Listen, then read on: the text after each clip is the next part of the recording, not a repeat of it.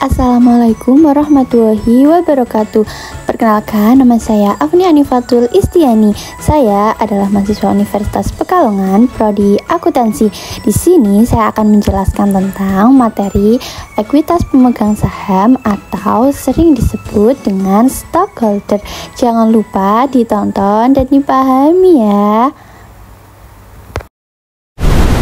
Nah, sebelum kita masuk ke ekuitas, kita perlu tahu dulu di mana sih konsep ini paling relevan.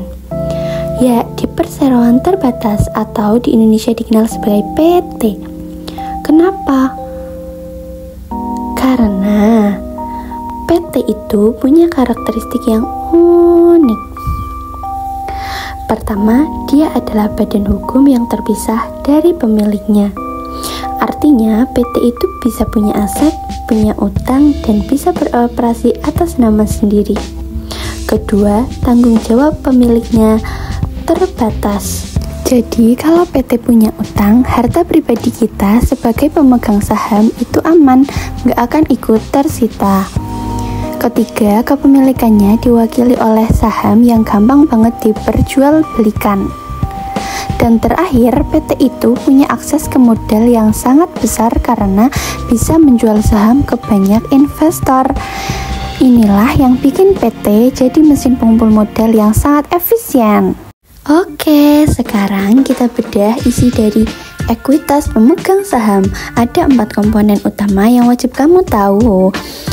Yang pertama, ada modal di store. Ini adalah uang asli yang disetorkan pemegang saham saat pertama kali membeli saham dari perusahaan. Di dalamnya ada, yaitu saham biasa adalah pemilik sejati perusahaan yang punya hak suara dalam keputusan penting dan punya klaim residual atas aset kalau perusahaan mengalami bangkrut. Selanjutnya ada saham preference atau preference stock. Ini agak beda ya. Kalau saham preference, mereka punya hak istimewa, misalnya prioritas untuk dapat dividen, tapi umumnya nggak punya hak suara. Dan selanjutnya yaitu tambahan modal di setor. Ini adalah selisih lebih antara harga jual saham dengan nilai nominalnya. Yang kedua yaitu saldo laba, adalah akumulasi keuntungan perusahaan dari tahun ke tahun yang tidak dibagikan sebagai dividen. Laba ini ditahan untuk diinvestasikan kembali demi pertumbuhan perusahaan. Yang ketiga yaitu penghasilan komprehensif lain atau other comprehensive income. Ini unik ya, ini keuntungan atau kerugian yang belum direalisasi dan nggak langsung masuk ke laba rugi tapi dicatat langsung di ekuitas.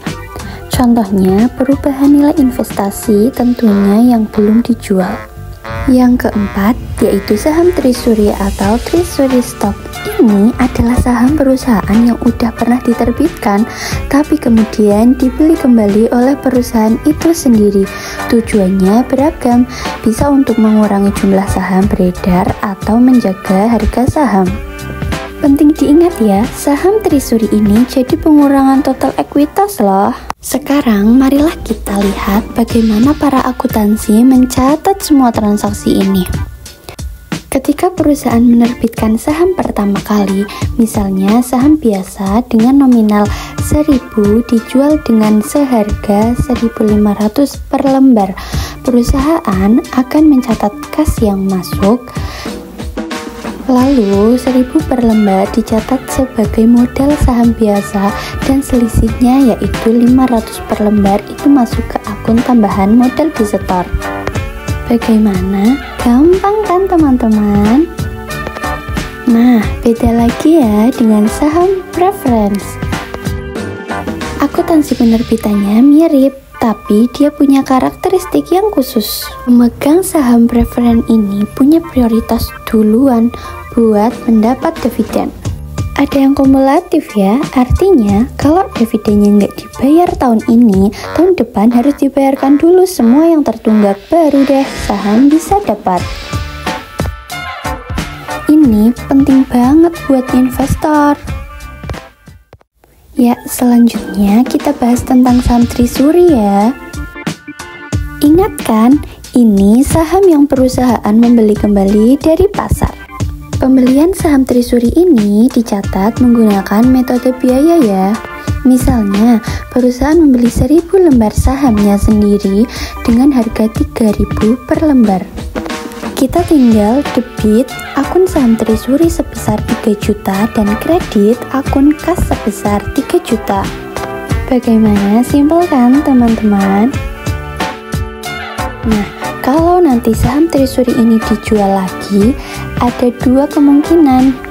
Pertama, kalau dijual lebih tinggi dari harga beli, selisih keuntungannya masuk ke tambahan modal di setor saham Trisuri. Tapi yang kedua, kalau dijual lebih rendah dari harga beli, kerugiannya akan mengurangi dulu tambahan modal di setor saham Trisuri kalau ada saldonya ya. Kalau nggak cukup, baru deh dikurangi dari saldo laba. Selanjutnya kita beralih ya ke kebijakan dividen. Dividen itu pembagian laba ke pemegang saham. Ada 3 tanggal penting yang perlu diingat saat dividen tunai diumumkan. 1. Tanggal pengumuman atau declaration date. Ini saat Dewan Direksi mutusin dan ngumumin dividen. Di tanggal ini perusahaan langsung mencatatnya sebagai utang. Yang kedua yaitu tanggal pencatatan atau record date. Ini tanggal perusahaan meninjau siapa saja yang berhak mendapat dividen. Nggak ada jurnal di sini. Yang ketiga yaitu tanggal pembayaran atau payment date. Nah, ini saat dividennya benar-benar dibayarkan ke pemegang saham ya. Selain dividen tunai, ada juga dividen properti bagi aset selain kas. Dan yang paling menarik buat kita adalah dividen saham.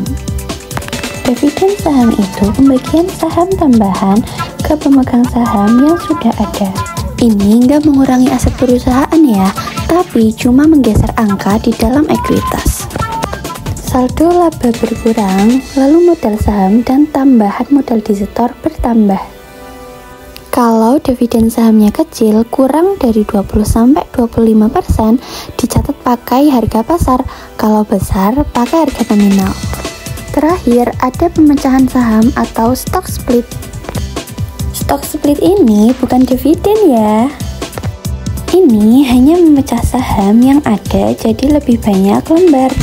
Misalnya, 1 saham jadi 2 saham. Tujuannya biar harga per lembar lebih terjangkau. Yang penting, tidak ada jurnal akuntansi untuk pemecahan saham karena tidak mengubah total nilai ekuitas perusahaan.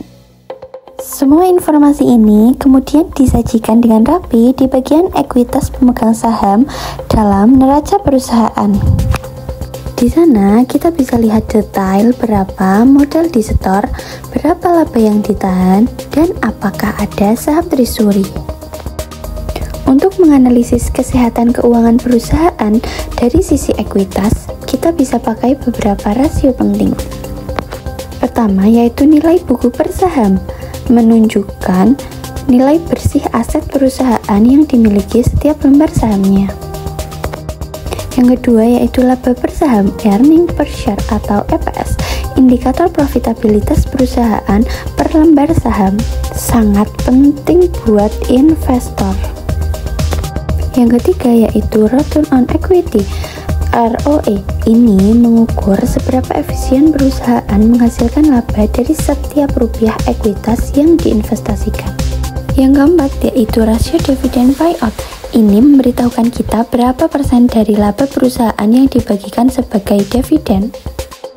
Dengan memahami dan menganalisis ekuitas pemegang saham, kamu akan punya wawasan yang lebih dalam tentang struktur keuangan perusahaan, kebijakan dividennya, dan potensi keuntungan bagi para pemilik. Nah, sekarang kita lanjut untuk latihan soal, yaitu Zamcor menerbitkan 1000 lembar saham biasa dengan nilai nominal $100 dijual secara tunai. Buatlah jurnalnya jika A. Harga jual $100 per lembar, dan B. Harga jual $110 per lembar, dan C. Harga jual 99 lembar. Nah, untuk cara menjawabnya yaitu berarti harga jual dikali dengan harga lembar yang diterbitkan, yaitu 1000 lembar dikali dengan $100, yaitu harga jual yang A. Berarti untuk jurnal yang A, kas di bagian debit dan modal saham biasa di bagian kredit dengan nominal $100.000. Nah, untuk soal yang B yaitu berarti $110 dikali dengan 1000 lembar sama dengan yaitu $110.000, yaitu kas 110.000 di bagian debit dan modal saham biasa 100.000 itu dari 1000 lembar dikali $100, dan agio saham juga di sebelah kredit yaitu 10.000 itu dari 1000 lembar dikali dengan $10. Dan untuk yang C yaitu harga jual $99, yaitu berarti 1000 lembar dikali $99, yaitu sama dengan $99.000. Untuk penjurnalannya yaitu kas di bagian debit $99.000 dan di agio saham yaitu 1000, yaitu dari 1000 dikali 1, dan modal saham yaitu $100.000, yaitu dari 1000 lembar dikali dengan 100. Itu ya penjelasannya. Nah, itu dia pembahasan lengkap kita tentang ekuitas pemegang saham. Semoga video ini bisa membantu kamu memahami materi ini dengan lebih baik untuk tugas kuliah dan juga buat bekal investasi di masa depan. Kalau ada pertanyaan, jangan ragu tulis di kolom komentar ya. Jangan lupa like, share video ini ke teman-temanmu, dan subscribe channel ini untuk materi edukasi keuangan lainnya. Sampai jumpa di video berikutnya. Terima kasih. Wassalamualaikum warahmatullahi wabarakatuh.